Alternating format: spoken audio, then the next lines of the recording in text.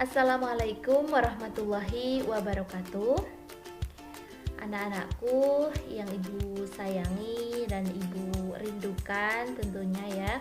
Biasanya kita bertatap muka di kelas, tapi karena masa-masa seperti ini PPKM diberlakukan kembali, maka kita harus belajar dalam jarak yang jauh. Namun itu semua tidak menutup kemungkinan kita untuk bisa saling berbagi ilmu. Nah, anak-anakku, semoga kalian dalam keadaan yang selalu sehat ya. Selalu jaga protokol kesehatan yang baik, dan mudah-mudahan Allah senantiasa melindungi kita. Baik anak-anak, kegiatan hari ini marilah kita awali tentunya dengan bacaan basmalah bersama-sama. Bismillahirrahmanirrahim. Ya. Ibu menghimbau sebelum kalian melanjutkan video ini, pastikan kalian dalam keadaan yang nyaman, keadaan yang rileks untuk mengerjakan atau mendengarkan video ini. Karena harapannya ibu ingin kalian belajar dengan kondisi yang tentunya mendukung ya. Silahkan jangan lupa juga disiapkan buku dan alat tulisnya, barangkali nanti ada hal-hal yang perlu dicatat gitu ya. Oke, bisa anak-anak lihat di layar monitor ini, ibu akan memberikan layanan bimbingan dan konseling terkait dengan manajemen diri. Jika kamu ingin masa depan yang baik, mulailah dari sekarang ya. Maka ibu akan menyampaikan tentang manajemen diri, artinya pengaturan diri. Manajemen diri atau self management. Kenapa sih kita harus belajar tentang manajemen diri ini? Bisa anak-anak lihat, pemimpin sesungguhnya adalah dia yang bisa melakukan kontrol dan memimpin dirinya sendiri. Jadi masing-masing kita semua itu adalah pemimpin. Pemimpin itu adalah yang bisa mengatur, mengarahkan ya. Kita itu mau melakukan apa, mau berbicara apa, mau berpikir apa, ya kita sendiri. Kalau kita manajemen self-nya bagus ya, maka kita bisa memimpin diri kita sendiri ke arah yang baik. Tentunya kalau ditanya siapa di sini yang ingin sukses? Saya. Semua orang pengen sukses. Semua orang pengen masa depannya baik.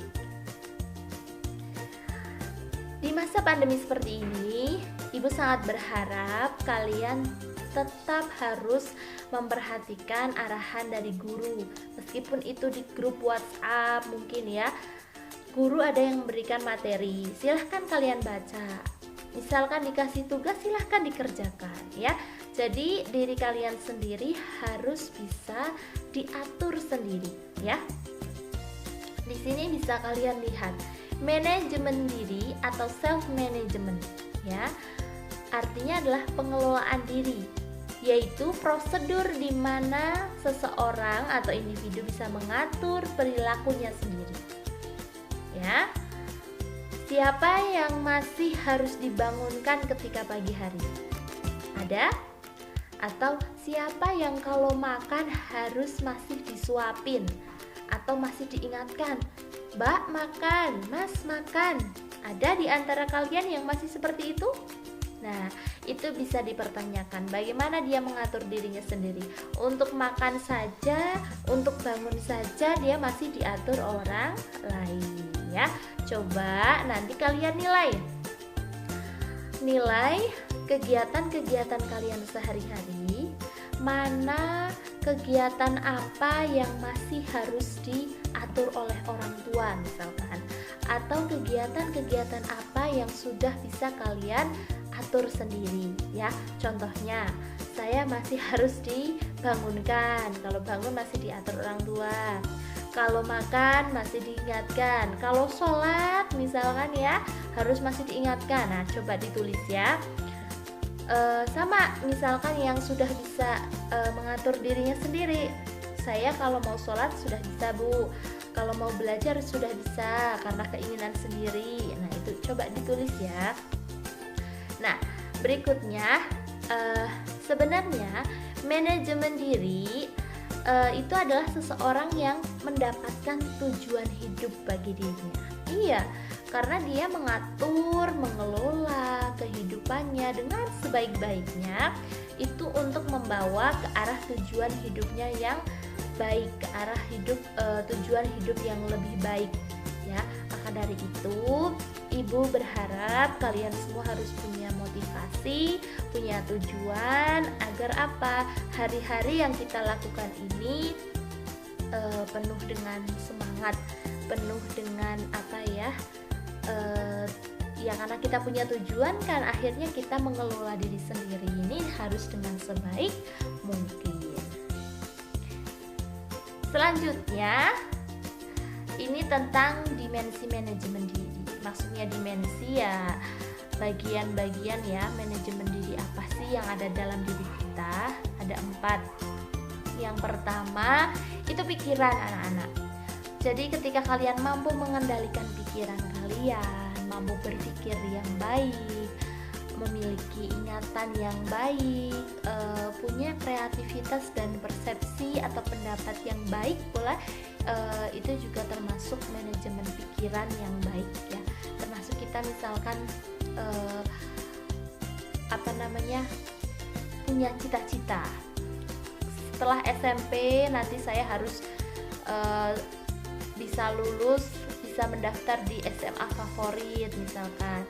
Supaya apa? Supaya nanti bisa diterima, kalau lulus SMA di favorit, lulus diterima di perguruan tinggi negeri yang bagus misalkan. Nah, pikiran-pikiran semacam inilah yang dimaksudkan bisa dinilai dengan manajemen diri yang baik. Kemudian tentang tubuhnya, Anda mampu menjaga tubuhnya secara sehat, memperhatikan pola makan kalian ya, bahkan menyempatkan olahraga, kemudian istirahat, ada relaksasi itu semacam kayak merelaksasikan diri ya, seperti mungkin tarik nafas atau mungkin ya refreshing lah ya, semacam itu. Nah, kalau kalian sudah bisa mampu memanajemen hal-hal yang terkait dengan badan kalian, contoh ya mandi, olahraga, kemudian kalau masa seperti ini berarti menjaga 5M ya. Nah, itu. Berikutnya dimensi spiritual ya, ini terkait dengan pengaturan diri untuk beribadah kepada Allah. Siapa yang kalau setelah maghrib kalian itu membaca ayat suci Al-Quran ya, yang sudah bisa seperti itu termasuk sudah memiliki manajemen diri yang baik ya. Siapa yang kalau misalkan ada adzan, dia sudah menghentikan segala aktivitasnya, kemudian dia mengambil air wudhu dan dilanjutkan dengan sholat, itu juga sudah termasuk manajemen diri yang baik. Yang berikutnya yaitu tentang perasaan. Nah, di sini kalian memiliki kendali emosi yang bagus, tidak mudah marah, sabar, kemudian ramah, bisa memaafkan orang lain, itu juga salah satu manajemen diri yang baik dalam dimensi perasaan. Oke, berikutnya ya, prinsip-prinsip manajemen diri ada 5 ya. Sebenarnya kalian perlu melakukan ini anak-anak. Anda harus punya tujuan hidup, Anda harus bisa fokus ya, punya cita-cita, punya prioritas hidup, manajemen waktunya yang baik bagaimana gitu ya. Namun di sini kamu juga harus memiliki sikap yang fleksibel. Fleksibel tuh maksudnya ya nggak kaku-kaku banget lah ya. Dia selalu bisa siap menghadapi perubahan kayak gitu. Misalkan jadwal yang dia buat tidak sesuai ya, dia bisa menyesuaikannya dengan baik gitu, nggak langsung mudah stres gitu, jangan ya. Kemudian yang keempat yaitu Anda harus bisa disiplin ya. Salah satunya yang Ibu tekankan di sini adalah kalian bisa mengikuti pembelajaran jarak jauh dengan baik. Ya, silahkan ketika ada guru yang memberikan salam di grup, silahkan dijawab ya, karena jawaban kalian itu insya Allah bernilai pahala, gurunya senang kayak gitu ya. Apalagi kalian membaca materi yang Bapak Ibu berikan, setelah dibaca kalian mengerjakan tugas-tugas yang Bapak Ibu berikan ya, itu luar biasa. Kemudian kalian harus memiliki rasa percaya diri yang baik ya. Anda harus memiliki sikap yang baik, yang yakin dan rendah hati, tentunya tidak sombong gitu. Nah, berikutnya ini silahkan nanti kalian coba di rumah ya. Menurut kalian, kenapa sih kita harus memiliki manajemen diri yang baik? Ya, silahkan kamu jawab. Yang kedua, apakah hubungannya kita memiliki manajemen diri yang baik dengan keaktifan belajar? Ya, tadi Bu Zaim sudah menyampaikan di awal dan juga tengah-tengah. Berikutnya lagi, Ibu ingin kalian menuliskan rencana tindakan kalian ke depan setelah mendapatkan layanan ini ya. Kira-kira mau jadi anak yang biasa-biasa aja, tetap pasif di grup, atau tidak mau mengindahkan apapun yang Bapak Ibu berikan, atau setelah ini saya harus bisa lebih aktif, lebih disiplin, dan lebih bertanggung jawab terhadap diri sendiri ya. Silahkan kalian tulis.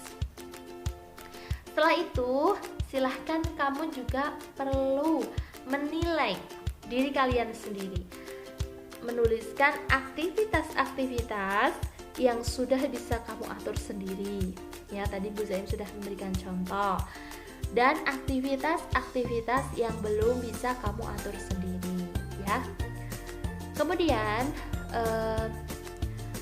Bu Zaim juga ingin menanyakan kepada orang tua kalian atau teman kalian ya, menurut orang tuamu atau teman terdekatmu, bagaimana sih manajemen diri kamu di rumah selama ini ya? Apa malas-malesan, apa rajin, apa membantu orang tua di rumah, atau ngegame terus ya? Coba ya, Bu Zaim pengen kalian tanya sendiri ke orang tua atau mungkin teman terdekat kalian. Ditulis jawaban mereka, kemudian jangan lupa menyertakan foto. Oke? Nah, setelah itu nanti hasil yang ini kalian foto, nanti semuanya diupload di link yang akan Ibu Zaim berikan. Begitu ya anak-anak sekalian, semoga kalian selalu sehat, semangat, dan bisa menjalankan hari-hari aktivitas ke depan dengan penuh semangat, penuh keceriaan, dan tentunya bisa lebih aktif lagi dalam kegiatan belajar secara daring ini. Terima kasih. Billahi taufiq wal hidayah.